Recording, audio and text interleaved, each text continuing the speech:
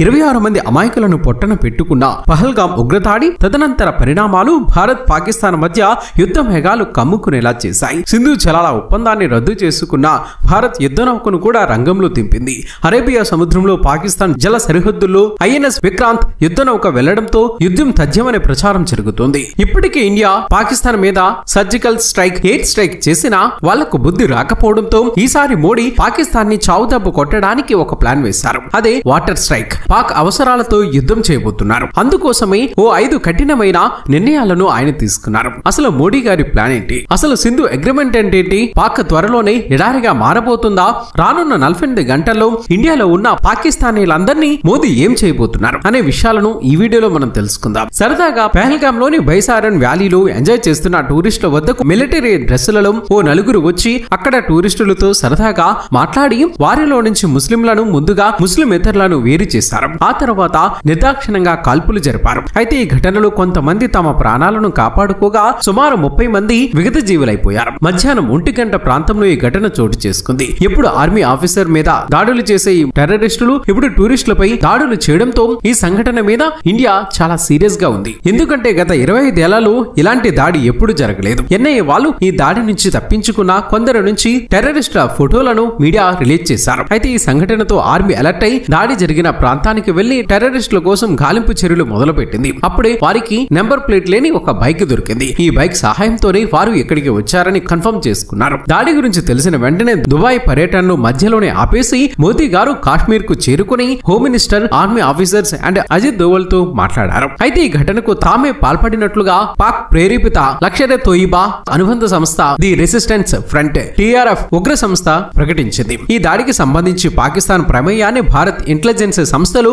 కనుగొన్నాయి. అలాగే ఉగ్రవాదులు దాడి చేసిన చోటికి రావడానికి GPS తరహా ఒక యాప్ ను వాడారని, అది పాక్ ఆర్మీ వాళ్ళే డెవలప్ చేశారని కూడా ఇంటెలిజెన్స్ రిపోర్ట్ ఇచ్చింది. ఈ ఉగ్రవాద దాడులకి పాకిస్తాన్ స్కెచ్ చేసిందని తెలుస్తోంది. ఈ దాడి వెనుక హఫీజ్ సయ్యద్ కు అత్యంత సన్నిహితుడైన సైఫుల్లా కసోడి చేయి ఉందని తెలుస్తోంది. దాంతో ఈ దాడి పాకిస్తాన్ చేయించిందని అందరికీ అర్థమైపోయింది. అలాగే పహల్గామ్ దాడి వెనుక పాకిస్తాన్ హస్తం ఉందని విదేశాంగ మంత్రిత్వ శాఖ ప్రకటించింది. దాంతో ఇండియా మళ్ళీ ఏదైనా స్ట్రైక్ చేస్తుందేమోనని పాక్ ముందుగానే అప్రమత్తమైంది. టెర్రర్ అటాక్ తర్వాత పాకిస్తాన్ బోర్డర్ లో భద్రతను కట్టుదిట్టం చేసింది. ఎయిర్ బేసెస్ కు సమీపంలోని విమానాలను మోహరించింది. కరాచీలోని సదరన్ ఎయిర్ కమాండ్ నుంచి నార్త్ వైపు లాహోర్, రావల్పిండి సమీపంలో ఉన్న క్యాంపులకు విమానాలను తరలించినట్లుగా తెలుస్తోంది. అయితే మోదీ గారు మాత్రం ఈసారి పాకిస్తాన్ ను ఎలాగైనా చావుదెబ్బ తీయాలని కొన్ని కఠినమైన నిర్ణయాలు తీసుకున్నారు. మొదటిగా ఇండియాలో ఉంటున్న పాక్ టూరిస్టులు కానీ పాక్ పౌరులు కానీ 48 గంటల్లో ఇండియా వదిలి వెళ్లిపోవాలని పాక్ హై కమిషన్ ఆదేశాలు జారీ చేసింది. అలాగే పాకిస్తాన్ వేషాలను కూడా నిషేధించి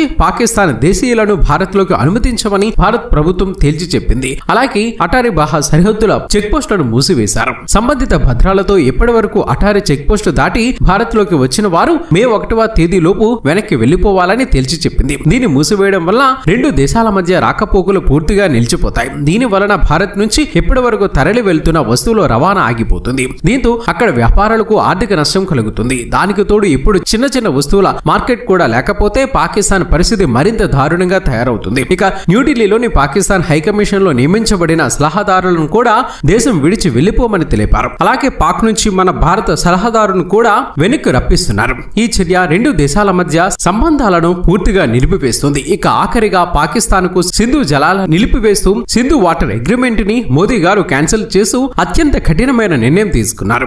దీని వలన సింధు నది, జీలం, యాస్, సెటిలైజ్ నదులు నీళ్లు పాకిస్తాన్ కు నిలిచిపోతాయి. ఈ నేపథ్యంలో మిలియన్ల మంది ప్రజలపై తీవ్ర ప్రభావం పడుతుంది. అయితే ఇదే విధంగా 1948 ఏప్రిల్ 1న భారతదేశం పాకిస్తాన్ కు నీటిని ఆపేసింది. దీని వలన పాకిస్తాన్ పంజాబ్ లోని 15 లక్షల ఎకరాల భూమి నీరు లేక బీడుగా మారింది. సింధు నది అగ్రిమెంట్ 1960 సెప్టెంబర్ 19వ తేదీన ఇండియా పాకిస్తాన్ మధ్య జరిగింది. వరల్డ్ బ్యాంక్ సమక్షంలో ఇరు దేశాలు సంతకం చేశాయి. అయితే ఇండియా పాకిస్తాన్ మధ్య 1965, 1971, 1999 మధ్య యుద్ధం వచ్చినా కానీ ఇండియా ఎప్పుడూ నీటిని ఆపలేదు. కానీ తాజాగా పహల్గామ్ దాడి తర్వాత ఈ నీటిని నిలిపివేసింది. అంటే 30% నీటిని ఇండియా వినియోగిస్తే సింధు నది వ్యవస్థలో పాకిస్తాన్ మాత్రం 70% నీటిని వినియోగిస్తుంది. జీలా, చీనాబ్ ఉపనదులపై భారత్ కిషన్ గంగా ప్రాజెక్టును నిర్మిస్తుంది. భారతదేశం ప్రవాహాన్ని నిలిపివేయడం వలన పాకిస్తాన్ విద్యుత్ ఉత్పత్తి తగ్గుతుంది. నీటి ప్రవాహం తగ్గడం వలన పంట వైఫల్యాలు వచ్చి త్వరలోనే పాకిస్తాన్ ఎడారిగా మారడం ఖాయం. ఎందుకంటే ప్రపంచంలో అతి తక్కువ నీటి వనరులు వనరులు ఉన్న